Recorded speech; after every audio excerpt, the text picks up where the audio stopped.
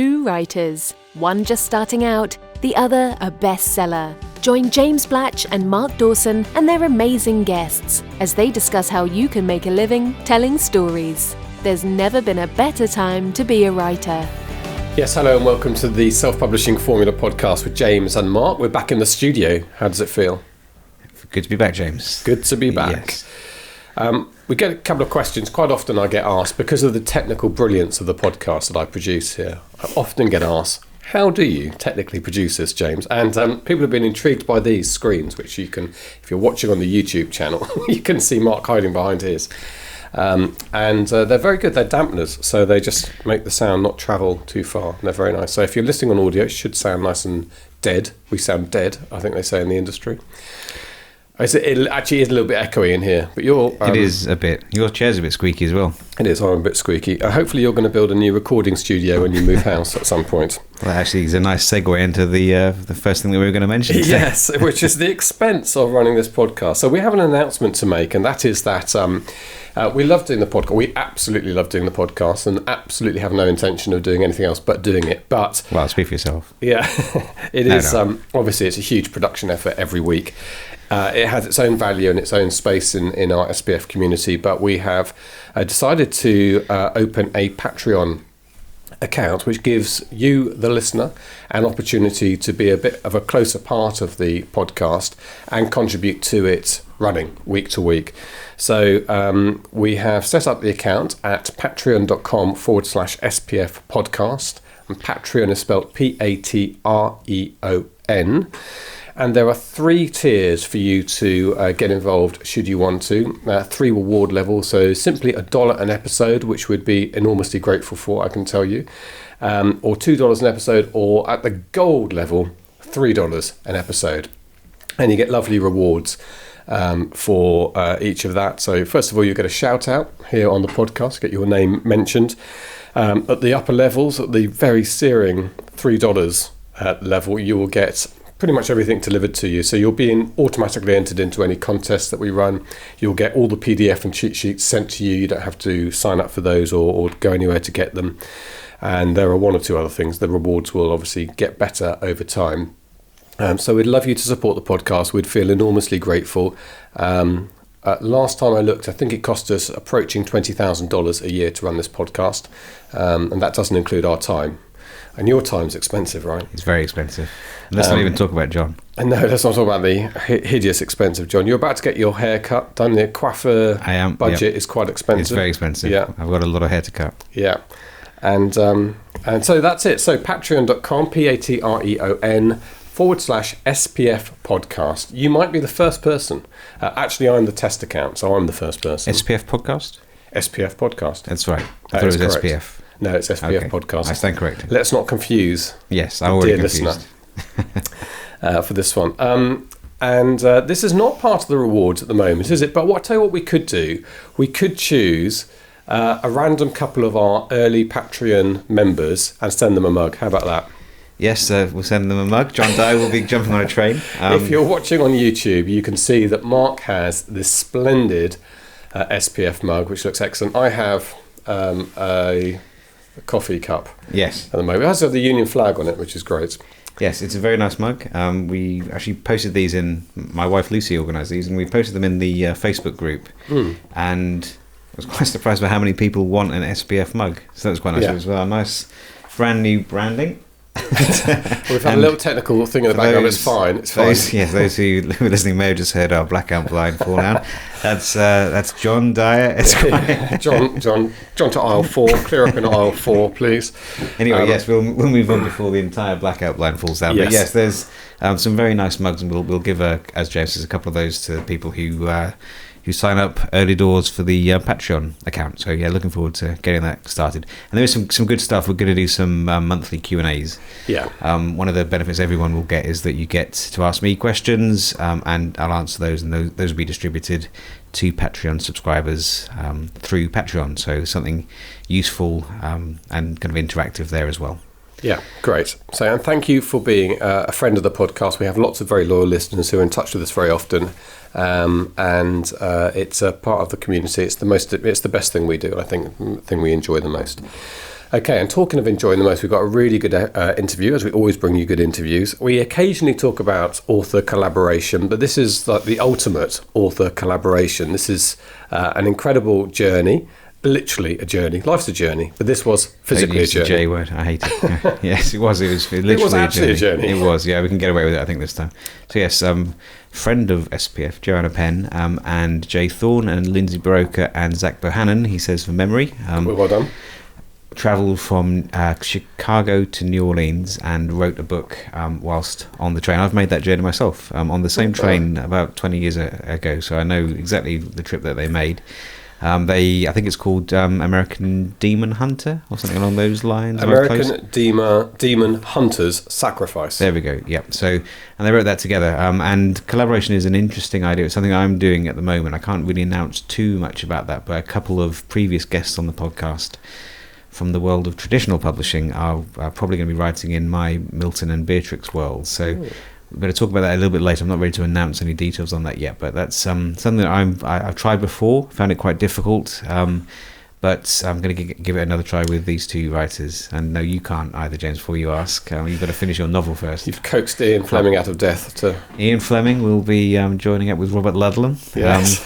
Those two, they're sprightly. And T.S. Eliot. Okay. Yes, exactly. Let's get into this interview and we can talk about your collaborations after. It's all about me.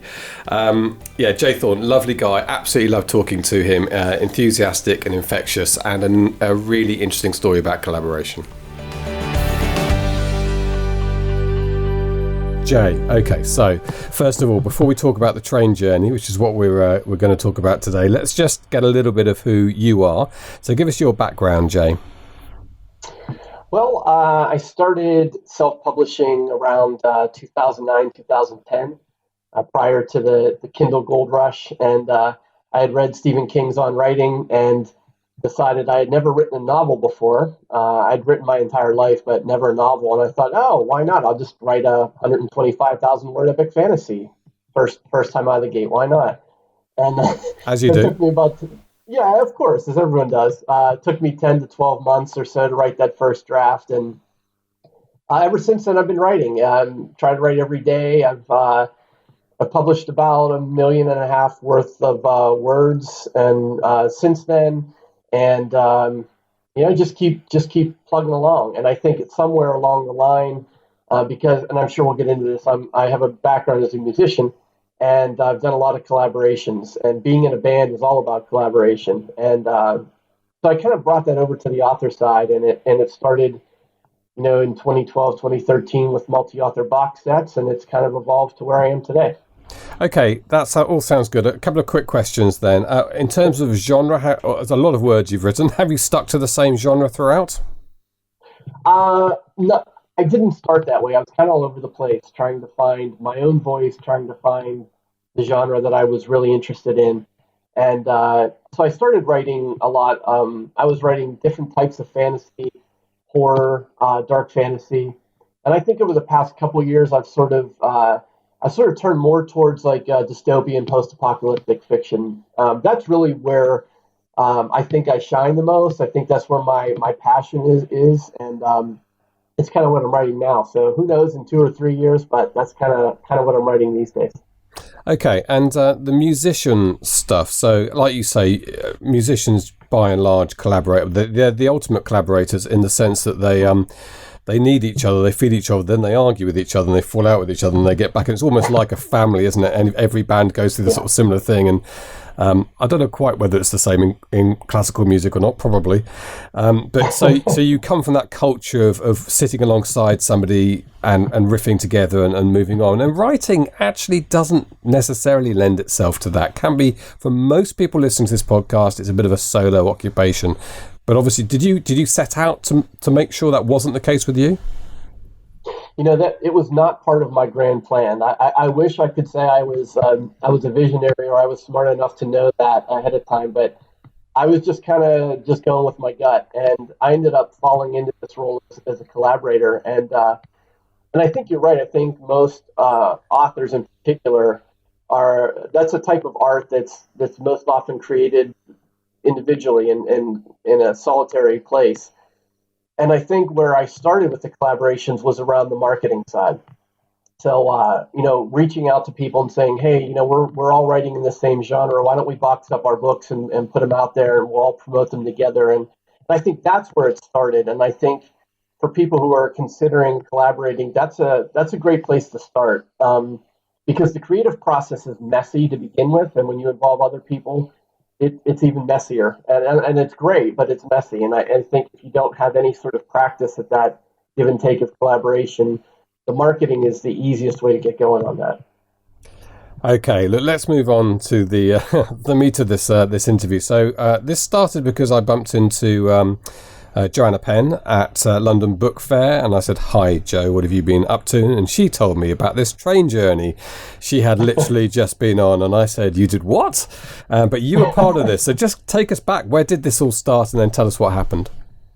Yeah, I don't remember if this is what really happened or not, but it's the story we're going with now. So for one of my clients, I had been traveling to California in June for the previous 3 or 4 years. I live in Cleveland, Ohio, which is in the Midwest of the United States, and we were going out to San Francisco. And I had always dreamed of riding a train. I always thought that would just be the coolest way to travel. And most Americans don't ride trains; they get in cars or planes. And being a writer, I thought, wow, that'd be really cool. I could write on the train. That would be, a different experience.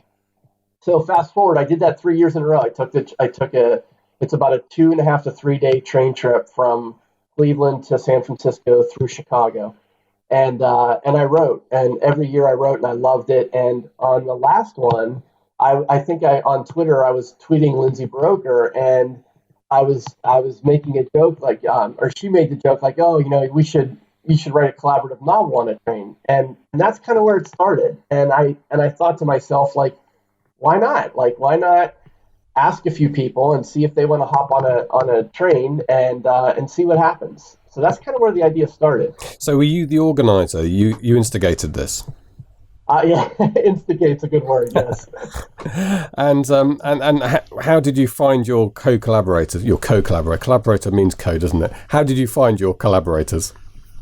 Yeah, that's a tricky question, and I would say I would sort of put a little asterisk on this. This was not my first collaboration. So if you are considering collaboration as an author on the creative side, you probably don't want to start with an overnight train ride with people you don't know.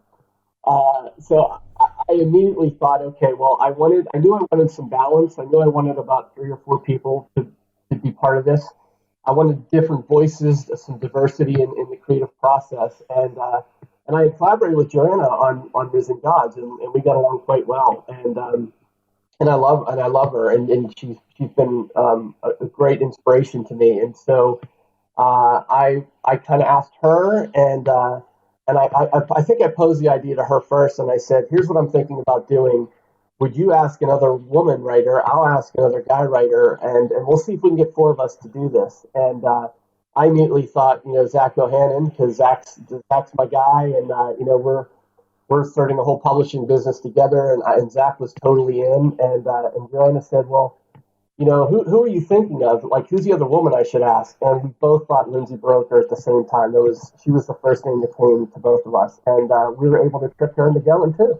So you got your collaborators together. You had your train journey, and it was that train journey. Was it from the Midwest to the West Coast? No, this one. What we decided, we had a few. We put some obstacles in our way that we probably didn't need to. The first one was we decided we were not going to talk story until we were together. So we were not going to do any sort of preparation or outlining or plotting or anything until the 4 of us were physically together. We all agreed we probably would do that differently next time, but that was what we decided to do. And our other plan was we were going to sort of plan or plot the major story arcs and themes during the train ride, and then when we arrived in New Orleans, we were going to then write the first draft.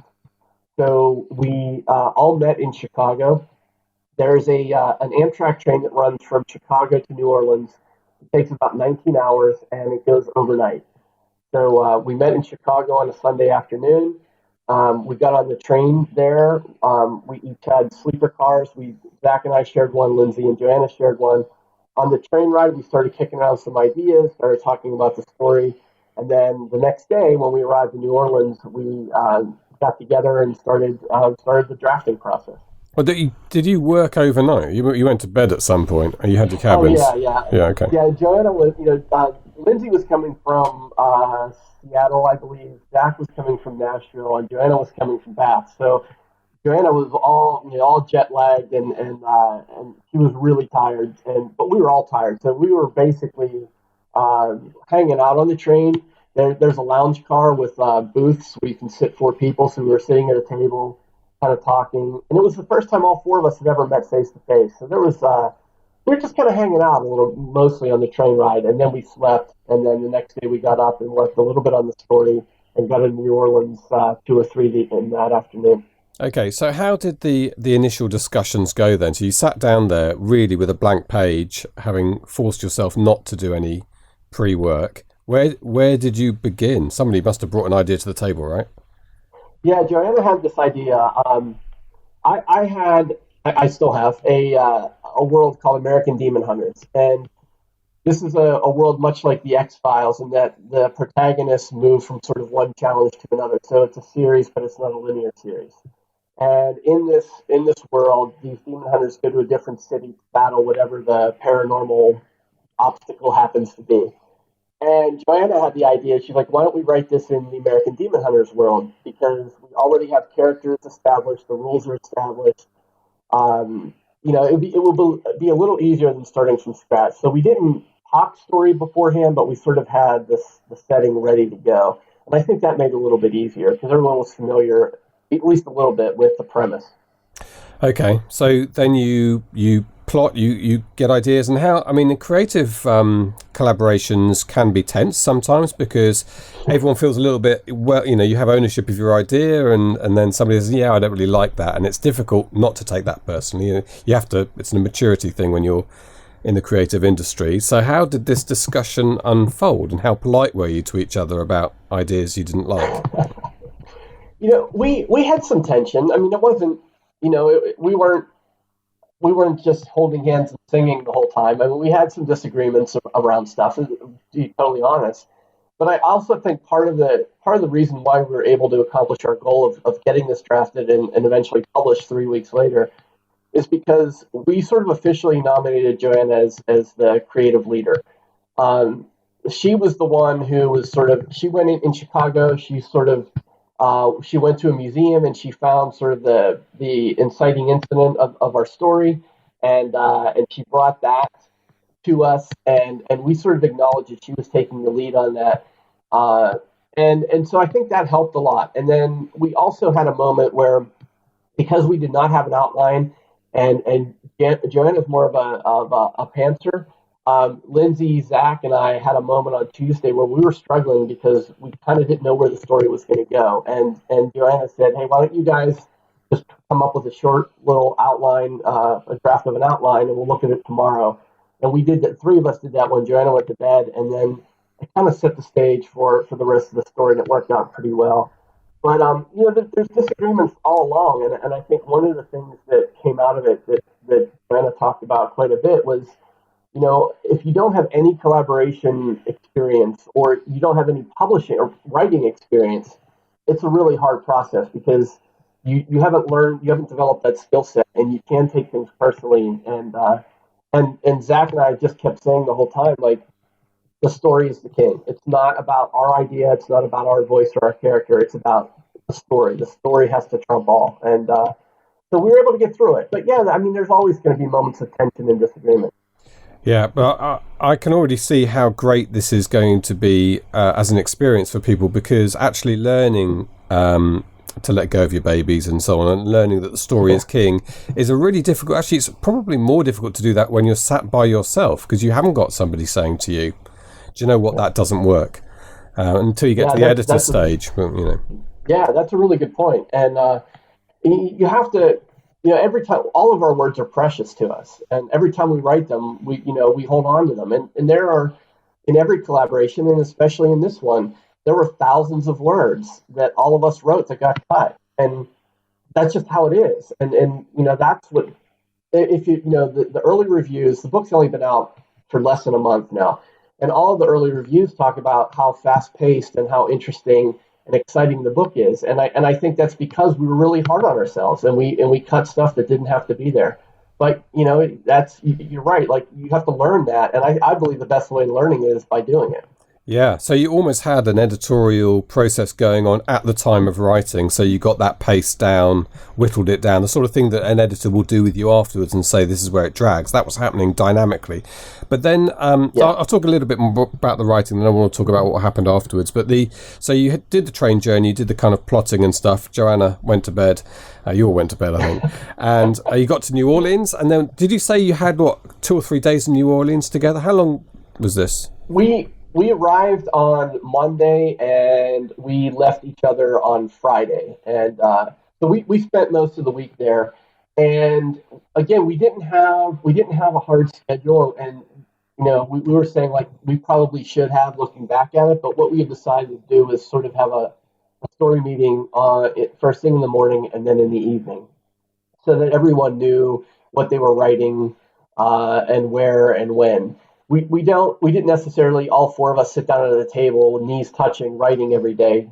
We each did our own thing, and we came back with our words, but we held each other accountable. We only had 5 days there, and knew we wanted to hit anywhere from 40 to 60,000 words for this book, for this first draft. And we couldn't do that by taking time off and not writing. So we had to be pretty disciplined with each other. You realise you chose the wrong place for this, right? You should have chosen somewhere in the middle of Arkansas, in the Corn Belt, a tiny little town. You went to New Orleans. Have you ever been? No, I haven't. But if I go, I'm not going to sit in my hotel room writing. I'm going to go out and get drunk. But anyway, you made this hard on yourselves, right? Yeah, well, maybe. One thing we didn't do was stay in the hotel room. So, like, Lindsay and Joanna went and they took a swamp tour one day, and we went to the Museum of Death one day. We got a tour by the wonderful Martones. They took us around. They have lived in New Orleans for a long time, and they took us on a tour of the French Quarter. Zach and I hopped around about 3 or 4 different coffee shops in the French Quarter each day. So, yes, it would be very easy to get distracted. You certainly can. The food and the beverage in New Orleans is phenomenal. I think it's some of the best in the continental United States. At the same time, we like to think we're professionals, and we would stay disciplined, and we did for the most part. Actually, that sounds wonderful. It sounds like a really ideal way to get to know the city. So yes. You did your writing, you held yourselves accountable, you got to Friday in this process where there was this editorial dynamic to it, so the book was coming out more formed than a book would be perhaps if you just sat and wrote it by yourself, first draft. And what did you end up with on the Friday? On the Friday, we had what we affectionately called Frankenstein, because we did not properly outline or sequence. We had scenes that overlapped. We had some characters who were in one physical location on one scene and then magically got to somewhere else the next. And again, Joanna sort of took the unofficial role of creative leadership, and she volunteered to take a crack at that first revision. And if she hadn't done that, it would have delayed us weeks. And she worked on that for hours and hours and hours and did a fantastic job on it. But that's what we had on Friday, and we sort of set up a revision schedule. So Joanna did this first pass revision, and then it went to me, and then it went to Zach, then it went to Lindsay, and so on and so on. And we had this mapped out for about 7 to 10 days, so that by the time we were ready to send it to the proofreader, we felt pretty good about having it polished. But it was Joe who took Frankenstein and turned it into something better. So how long did that bit take then, Joe's revisioning? Well, I don't. I never asked her exactly how many hours it took, but I know that she worked on that solely for a couple of days straight, and put a lot of work into it. Every collaboration needs a Joe, doesn't it?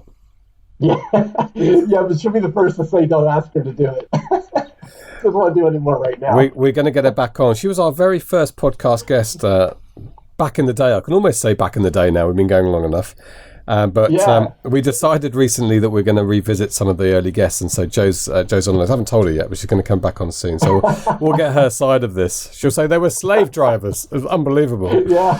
But no, it sounds wonderful. I mean, I don't think you're smiling all the way through telling me this. And Yeah. I don't think anyone's going to be listening to this thinking, nah, that's not the sort of thing I want to do. I think most writers would love this. And kudos to you for having the initiative and getting it going. But I guess I've got to ask you where the book is now. Yeah. We were really pleased. We might get into the weeds here on some of the publishing details, but I'm sure the listeners won't mind that. Sure. We had decided that we were, even though it was, I think it came out to like 42,000 words was the final thing, and we decided we weren't going to call it anything. We weren't going to call it a novel or a novella. We were just going to give it a title. And we had Keelan Patrick Burke do our cover, who is a phenomenal cover artist and a great Bram Stoker writer himself. And we launched at $3.99. We decided we're not gonna do a 99-cent launch. That because of all the investment we had in it, and we really believed in the story, it was sort of a premium ebook. So we published at $3.99. We went into Kindle Unlimited to hopefully stoke the Amazon algorithms, and we're going to be looking to go wide with it probably later in the summer of 2017. But for now, it's in Kindle Unlimited. And it did really well. I think the first week we had cracked, we got beneath the top 1,000. I think right now it's around 20,000. We've got some 52 reviews on it, and most of them are 5 stars. And I think we're really pleased. We knew going in that it was a bit of a kind of a crapshoot because Lindsay is the first to admit she doesn't write any kind of story like this. She jokingly said that none of her stories take place on Earth. So, so putting that in front of her readers is a challenge. Joe writes more of the dark fantasy thrillers. Zach and I are more post-apoc horror. Kind of a hodgepodge, and if you look at the Also Bots, it's a bit of a hodgepodge, but none of us sort of went into it measuring success by the number of units we sold or a rank or our reviews.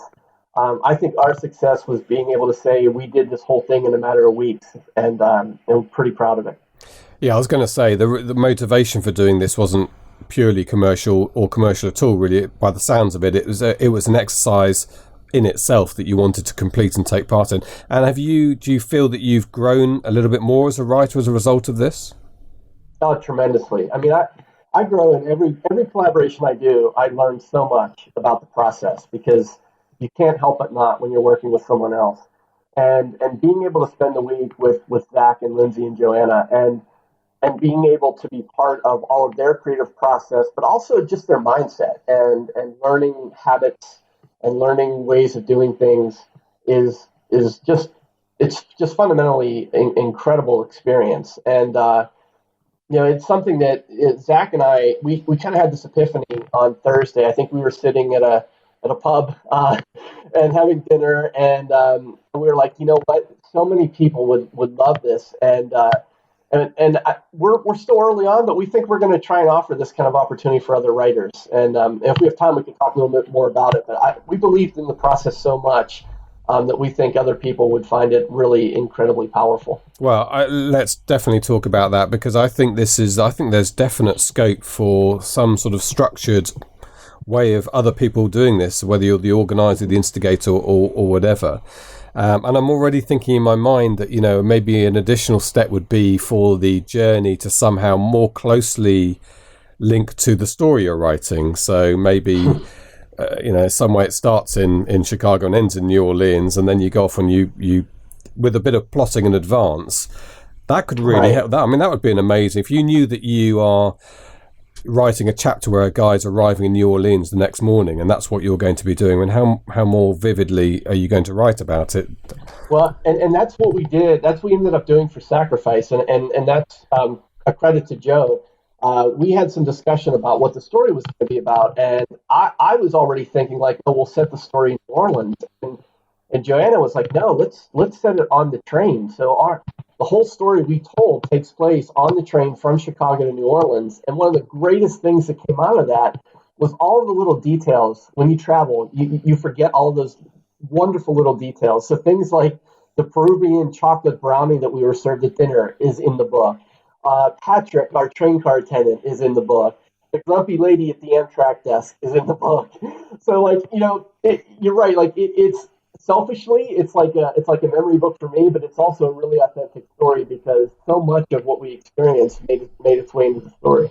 Brilliant. So what are you thinking now in terms of taking this idea on and maybe including or inviting more people? Yeah, like I said, we're in early stages, but we're taking applications now. Zach and I have decided we're going to try and lead a few of these, and to be perfectly honest, like we're not looking to scale this up, or we're not making to look an empire out of this. We figure if we can take two teams of 4 people, so 8 people on a trip, and we do that a couple times a year, that would be phenomenal. And so we're going to test it out. We're going to offer to start 2 trips. We're going to replicate the one we did. So we're going to offer a train ride from Chicago to New Orleans. And then we're also going to offer, for people who don't want the train or don't think that's an appealing part of it, a destination only in Nashville, Tennessee. So people will show up in Nashville for 4 or 5 days and do the process and then leave from there. And so we're going to try those. And, if we get enough people who are interested, we're going to do it. And if we don't, that's fine too. I mean, our primary job is fiction writers. We started Molten Universe Media Publishing Company, and that's really where our focus is. But we believe so much in this experience that if we can offer it to 8, 16, or 24 people a year, we want to be able to do it. So before we move on from that subject, how do people get in touch with you and apply? Yeah, I can send you the link, but if you're listening, it's the authorcopilot.com/retreat. There's a really short form there. Just fill it out, and I'll send out applications, and all the details about everything is in there. Although it's a little bit of a chicken and the egg scenario right now because we can't really book stuff until we know we have interest, and it's hard to get interest without having some of the details. So, like a collaboration, it's kind of a little messy right now, and if people can kind of put up with that ambiguity for at least the next few weeks, I think we're going to have something to put in front of people. I think we're going to have a few trips. At least I hope. I think it'd be a blast to do it. Yeah, I think it would. The different writing styles that people have, and you talked about Lindsay being in terms of genre differently, but it's more than genre, isn't it? If a reader's going to read a book, they can't have it suddenly change into a completely different voice at a point. How do you deal with that? Yeah, that's another challenge that we luckily conquered that one.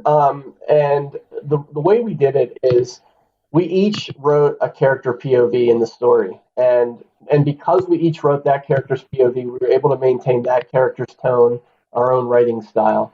But you raise a really good point, and something that Zach and I have been talking about, we think is sort of a non-negotiable, is if we do this with other people, we are going to group people by genre. So you'll get 4 romance writers, or you'll get 4 sci-fi writers. That will help with a lot of the genre conventions, a lot of the tropes that those readers expect, because everyone will already know them. That will head that off. The writing voice is an interesting conversation. So with Risen Gods, Joanna took and revised that so that even though her and I wrote that, it's sort of a singular author voice. But for Sacrifice, for this collaborative project, we intentionally did not do that because we have the separate POV. So we feel like based on who we get or who we take with us, we can make those decisions, and we kind of know now ahead of time the best way to do that. Okay, I mean this is it's great, Jay, and I'm quite excited about this prospect. I don't know if we'll ever be able to coincide one of our trips to the States to come and see it happening for real. It would be amazing, but we'll keep. I'd love to have you, Jay. Yeah, we'll keep in touch. Well, I think I have to publish at least one book before I put myself forward as a collaborative writer. I haven't got the self-confidence yet, but I could at the very least turn up with my microphone and talk to people and find out how they're getting on and so on, because it's absolutely. Yeah, it sounds great. So we will also put a link out, which Mark and I will do before and after this interview, will remind people they can come and remind themselves of where to go to take part in this. One thing I don't think we've made explicitly clear is the title of the book, where to find it. I guess it's on Amazon, right? It is. It's called American Demon Hunters Sacrifice. It is exclusively on Amazon right now, and it will most likely be going wide to other retailers and distributors later this year. It's available as a paperback as well through Amazon. Okay, Jay, before we go, a little bit about your publishing empire. Can I use the word empire? This is Well, yeah, you can. Although listening to Mike Wanderley last episode, I wouldn't call it an empire, but he's moving fast, isn't he, old Michael? But yeah, he is. But yours comes from a very similar place to Michael's in that it's really collaboration between writers that's driving the business. It's not somebody sitting there investing in writers. He is a writer, you are a writer, and you want to get together with other people. And self-publishing is making this as a natural next step, isn't it, to start to find an economy of scale in terms of the marketing and so on. So I guess that's similar to what you and Michael are both doing. So tell us a little bit about your setup. Sure. It's unofficially Zach Bohannon and I say unofficially because we haven't really developed much yet other than our first book, which just released this week. We co-wrote a book called Dawn, which is the first book, the Final Awakening trilogy. It's a post-apocalyptic story. And we wrote that and we published it under Molten Universe Media, which is going to be the name of our company. And we're starting out, it's just Zach and I, and we're going to co-write a bunch of stuff. We want to build a back catalog. We'd like to get this first trilogy done this calendar year if possible. And then phase 2 of that is going to be expanding into both other mediums, so maybe graphic novels or music. We're both musicians, and also including other people. So once we get a nice back catalog of Bohannon and Thorn stuff, we're going to then reach out to other people, similarly to the way I've done with American Demon Hunters, and have other people be part of this. So again, I don't think it's the same scale as what Anderley's doing, but we're definitely looking at co-writing a lot of stuff and also bringing in collaborators in sort of phase 2. Yeah, and I think there's a place for this, not just because it makes sense in people who can write together and have a similar genre and appeal with their, combine their audiences, but there are people, and I think Michael Anderley's found them, who are good writers but not confident about the whole marketing side, and you do take a hit personally because you're going to start sharing profits, but for them it's a good route, and I guess you'll find people like that as well, for whom, if you're happy with the marketing side of things, I mean, I don't know how happy you are spending the other half of the day doing all that stuff, but it's not for everyone, right? No, it's a big job, and luckily Zach and I have complementary skills as well as skills that overlap. So I'm a story nerd, and I'm a big fan of the story grid. So much so that I'm going to be becoming a certified story grid editor later this year. Oh, you are? But I love story. Yeah. I'm really excited about that. I think that's going to add a lot to not only my own writing but a lot of these collaborations. So I'm big. I'm a big story nerd, and so is Zach. But like I feel like that's where I really shine. And Zach is so good at a lot of the marketing stuff around strategies and tactics. He knows keywords. He knows ad copy, and so we have a lot of overlapping skills. But when we put those two together, as we've seen from this launch this week, we feel really good about where we're headed. That's great, Jay. Look, we've come to the end of our kind of allocated time slot. It's been really wonderful talking to you. It's been a really refreshing and interesting idea that you just got up and did, which I'm full of admiration for you. Sounds like you had a great time doing it as well. And Auntie Jo kept you all in order, which is what's needed. You need a British Auntie Jo to... yes, everyone needs an Auntie Jo. Yeah, absolutely. I think hopefully you'll get a few sales for the book as well. I think people will be intrigued to see how it turned out from this. And we'll, like I say, we'll broadcast that link again. But also, do keep us in touch with when you're doing this again, and if we can possibly make something work, we'll come and find you. Yeah, we'd love to, and you and Mark both have a seat if you want one. Absolutely, I've been listening to the podcast from day one, and I've been following Mark for years, and I love what you guys are doing, and I'm a little honored, more than a little honored to be here. Kind of pinching myself that I'm on this podcast, but thanks for having me and letting me tell my story. Hey Jay, you've been a brilliant guest, and it's been our pleasure, absolutely. And I'm now going to ask Mark about whether he's going to take up that spare seat offer. I wouldn't hold your breath, but we'll see what he says. Jay, thank you so much indeed. Should remind you of the book. I'm sure you all want to rush out and buy it now.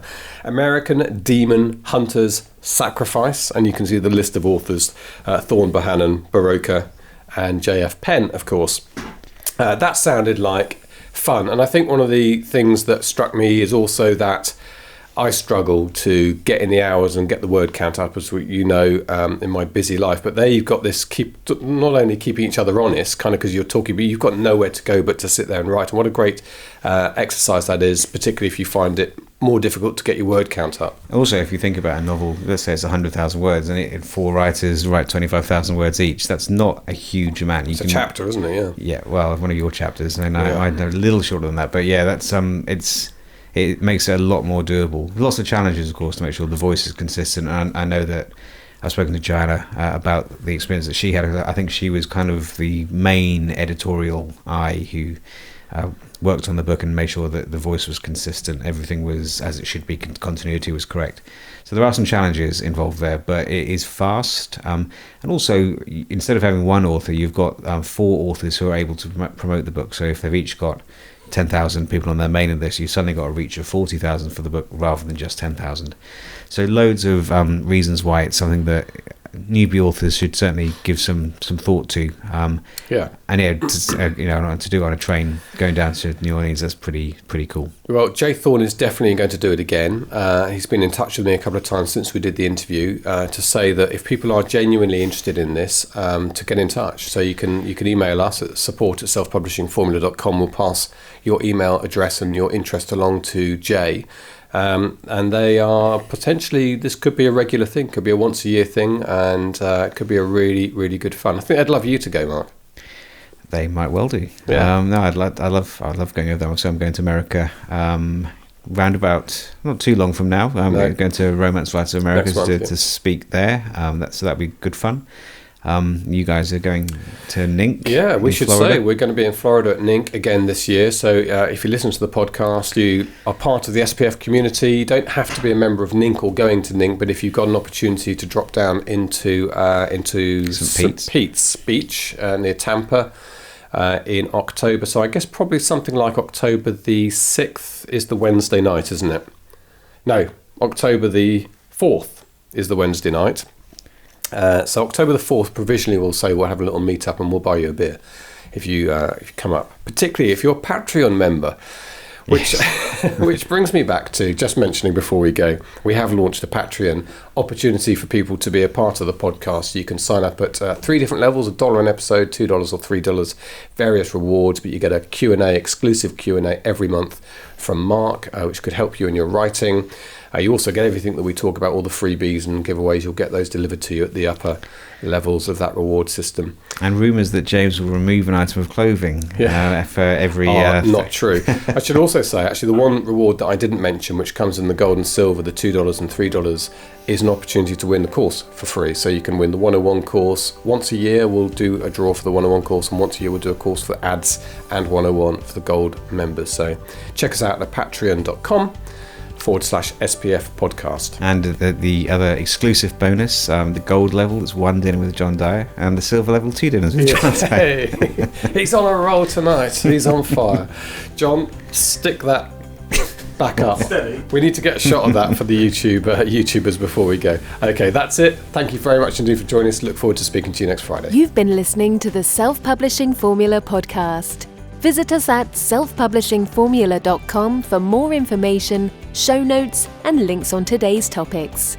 You can also sign up for our free video series on using Facebook ads to grow your mailing list. If you've enjoyed the show, please consider leaving us a review on iTunes. We'll see you next time.